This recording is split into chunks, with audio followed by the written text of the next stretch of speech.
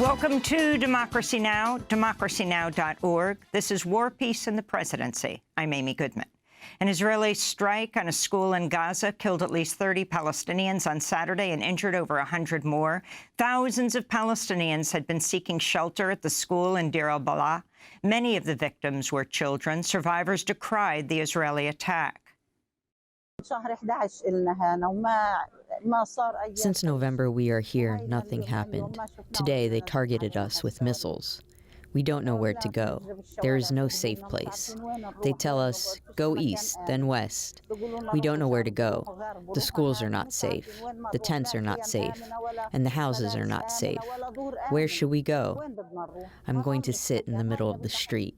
On Sunday, an Israeli airstrike in Khan Yunis killed 10 people, including a 4-month-old baby girl. Meanwhile, Israel's issued new orders for Palestinians to flee the Barej and Nuseirat refugee camps. According to UNRWA, the UN Agency for Palestinian Refugees, 86% of the Gaza Strip is now under evacuation orders, leaving Palestinians with no safe place to go. On Sunday, thousands of members of the Druze community in the occupied Golan Heights gathered for funerals for 12 children and teenagers killed in a rocket strike on a soccer field Saturday. Israel blamed the Lebanese militant group Hezbollah for the strike, but Hezbollah denies the claim. Axios reports Hezbollah officials have told the United Nations the deaths were caused by an Israeli anti-rocket interceptor projectile.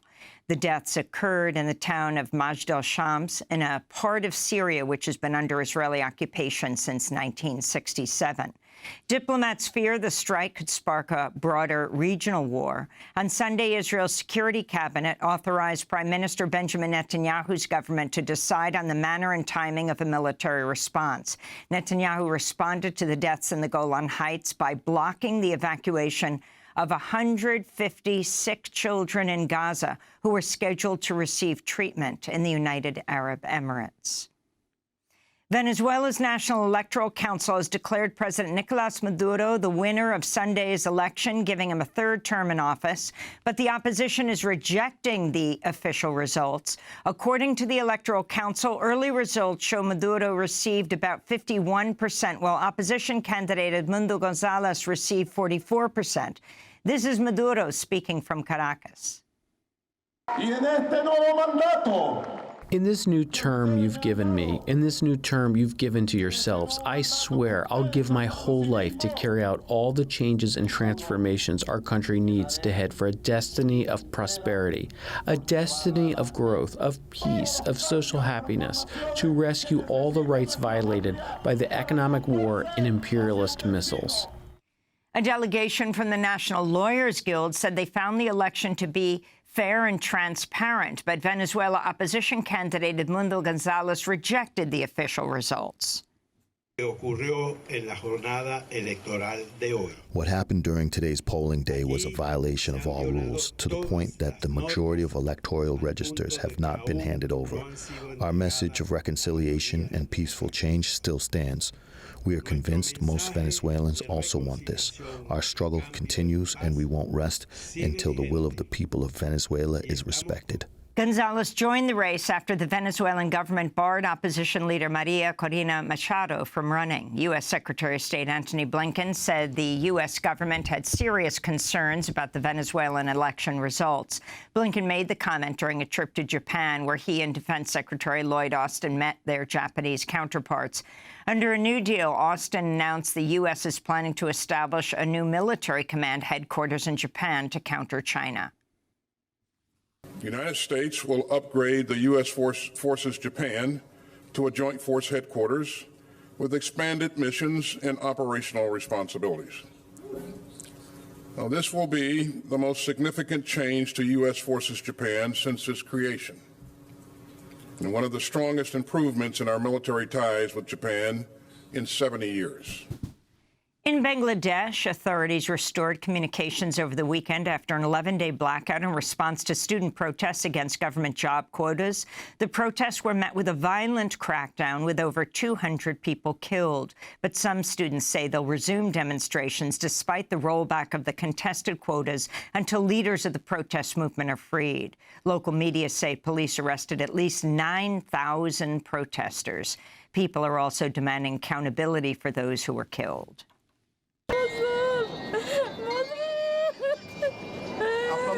My nephew was an innocent kid. Why did they kill him in such a brutal way? He was only a high school student. Human Rights Watch has accused warring parties in Sudan's civil war, particularly the paramilitary Rapid Support Forces, of committing widespread sexual violence, including gang rape, and forcing women and girls into marriages in the capital, Khartoum. Human Rights Watch also accuses both the RSF and the Sudanese military of committing war crimes by attacking healthcare workers and healthcare facilities. On Saturday, RSF forces attacked the Darfur city of El Fasher, killing 22 people. Donald Trump is facing new criticism after suggesting that the 2024 election could be the nation's last election if he wins in November. Trump made the comment in Florida at Turning Point Action's Believers Summit. Christians, get out and vote just this time. You won't have to do it anymore. 4 more years, you know what? It'll be fixed. It'll be fine. You won't have to vote anymore, my beautiful Christians. I love you, Christians. I'm a Christian. I love you. Get out. You got to get out and vote. In 4 years, you don't have to vote again. We'll have it fixed so good you're not going to have to vote. Donald Trump's running mate, Senator J.D. Vance, has doubled down on his remarks that the Democratic Party is being led by what he called childless cat ladies. Vance made the original comment on the Tucker Carlson show in 2021. We're effectively run in this country via the Democrats, via our corporate oligarchs, by a bunch of childless cat ladies who are miserable at their own lives and the choices that they've made, and so they want to make the rest of the country miserable too. And it's just a basic fact. You look at Kamala Harris, Pete Buttigieg, AOC, the entire future of the Democrats is controlled by people without children. On Friday, J.D. Vance appeared on the Megyn Kelly show and defended his remarks. Obviously, it was a sarcastic comment. I've got nothing against cats. I've got nothing against dogs. I've got one dog at home, and I love him, Megyn. But look, this is not, people are focusing so much on the sarcasm and not on the substance of what I actually said. And the substance of what I said, Megyn, I'm sorry, it's true. Election news, Kamala Harris has announced her presidential campaign raised more than $200 million over the past week. That's more than President Biden had raised in the first 3 months of the year when he was still running for re-election. Meanwhile, some of the Democratic Party's biggest donors, including LinkedIn co-founder Reid Hoffman, are openly pushing Harris to fire Federal Trade Commission Chair Lina Khan, who's led Biden's antitrust efforts. Hoffman sits on the board of Microsoft, which was sued by the FTC. President Biden's called for major reforms to the U.S. Supreme Court, including 18-year term limits, an enforceable code of ethics, and a constitutional amendment that would bar immunity for presidents who committed crimes while in office. In a new op-ed for The Washington Post, President Biden also cited the 2022 overturning of Roe v. Wade by the far-right court. The president did not, however, call for expanding the Supreme Court, which many Democrats and judicial reform experts have done. In Northern California, the rapidly spreading Park Fire has burned over 550 square miles, an area larger than the size of Los Angeles. The Park Fire is already one of the 10 largest fires in California's history and has now become the largest active wildfire in the United States, surpassing the raging Durkee Fire in nearby eastern Oregon. In other climate news, police in New York City on Saturday arrested 59 protesters outside the home of Citigroup CEO Jane Fraser. The protest was part of Summer of Heat, a series of nonviolent direct action protests to end fossil fuel financing. Police have raided and cleared a pro-Palestinian encampment outside the home of Secretary of State Antony Blinken in McLean, Virginia. The encampment has been set up for 183 days to demand an end to U.S. support for Israel's war on Gaza.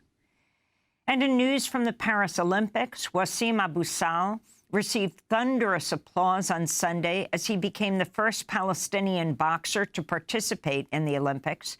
During the Olympic opening ceremony Friday, Abu Sal wore a shirt showing children being bombed in defiance of strict rules against making so-called political statements. After losing his match on Sunday, Abu Sal said the Olympic Games are already a victory for Palestine.